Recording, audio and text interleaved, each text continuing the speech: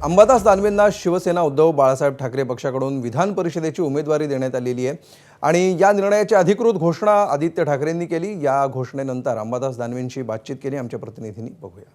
अंबादास दानवे आहेत, उमेदवारी जाहीर झालेली आहे। खरं तर अनेक जण इच्छुक होते, उद्धव ठाकरेंसाठी आग्रह केला जात होता, मात्र उद्धव ठाकरेंनी पुन्हा एकदा आपल्याला संधी दिली। बिलकुल, मी शिवसेना प्रमुखांच्या विचाराचा शिवसैनिक आहे। सगळ्यांचीच भूमिका होती की उद्धवजी ठाकरे साहेबांनी परिषदेवर जावं, परंतु माननीय उद्धवजी ठाकरे साहेबांनी ही संधी मला देण्याचा निर्णय पक्षाने आणि माननीय उद्धवजी ठाकरे साहेबांनी घेतलेला आहे।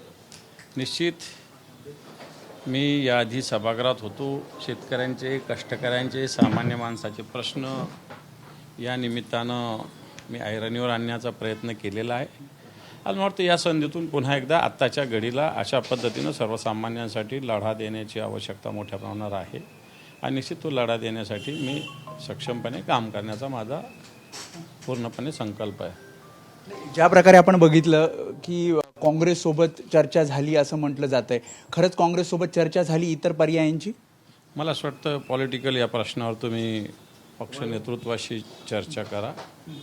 मला पक्षाने उमेदवारी दिलेली आहे, मी उद्या 11 वाजता फॉर्म भरणार आहे एवढं सांगतो आणि माननीय संजय राऊत साहेबांनी आणि माननीय उद्धवजी ठाकरे साहेबांनी आत्ता जाहीर केलं की मी महाविकास आघाडीचा उमेदवार आहे, त्याच्यात सगळे येतात। इतर काही पक्षांशी बोलणं झालंय का? कारण आधी शरद पवारांनी सांगितलं होतं की जो उमेदवार देतील, मला वाटतं आता मला मी उमेदवार आहे, इतर पक्षांशी बोलणं माझी जबाबदारी नसते, ती पक्ष नेतृत्वाची जबाबदारी असते।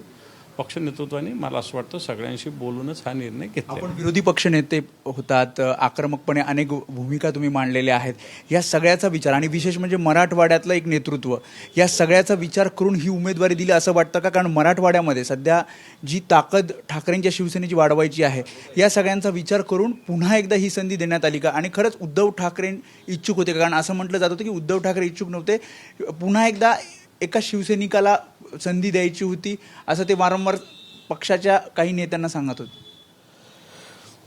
हे ते इच्छुक असणं आणि नसणं, कधी कधी काही गोष्टी इच्छा नसतानाही कराव्या लागतात, कारण उद्धवजी ठाकरे साहेबांसारखं एक नेतृत्व सभागृहात असावं, ते असणं सुद्धा खूप ताकद देणारं आणि शक्तिदायी असतं। पण ठीक आहे, आता त्यांनी निर्णय अशा पद्धतीने एका शिवसैनिकाला संधी देण्याचा निर्णय घेतलेला आहे। मला असं वाटतं मी सौभाग्यशाली की उद्धवजींची जागा जी सभागृहाची ती मला त्यांनी देऊ केली, मला असं वाटतं त्याच्यामुळे माझ्यावर आता फार त्याच्यापेक्षा जास्त जबाबदारी आलेली। शेवटचा प्रश्न, महायुती ही निवडणूक बिनविरोध होऊ देईल की आणखी एखादा उमेदवार देईल? कारण मध्ये चर्चा होती की जर उद्धव ठाकरे उमेदवार नसतील तर ही निवडणूक बिनविरोध होणार नाही। तुम्हाला काय वाटतं किंवा तुम्ही काही चर्चा करणार आहात? मी चर्चा करण्याचा प्रश्न येत नाही, मी काही एवढा मोठा नेता नाही सगळ्यांशी चर्चा करण्याचा। माननीय उद्धवजी ठाकरे साहेब, मान्य आदित्यजी ठाकरे साहेब, ही सगळी मंडळी, मान्य संजय राऊत साहेब आहेत, ही मंडळी, अनिल देसाई साहेब आहेत, ही सगळी मंडळी मला असं वाटतं बाकी सगळ्या पक्षांची चर्चा करतील। ती काही जबाबदारी किंवा काम माझं नाही, एवढं नक्की। हे होते अंबादास दानवे आणि त्यांनी विस्तृतपणे ही प्रतिक्रिया दिलेली आहे। त्यांना उमेदवारी मिळालेली आहे आणि महाविकास आघाडीचे उमेदवार अंबादास दानवे असतील। कॅमेरामन विनय राजभर, मी वेदांत नाईक, एबीपी माझा, मुंबई। एबीपी माझा, उघडा डोळे बघा नीट।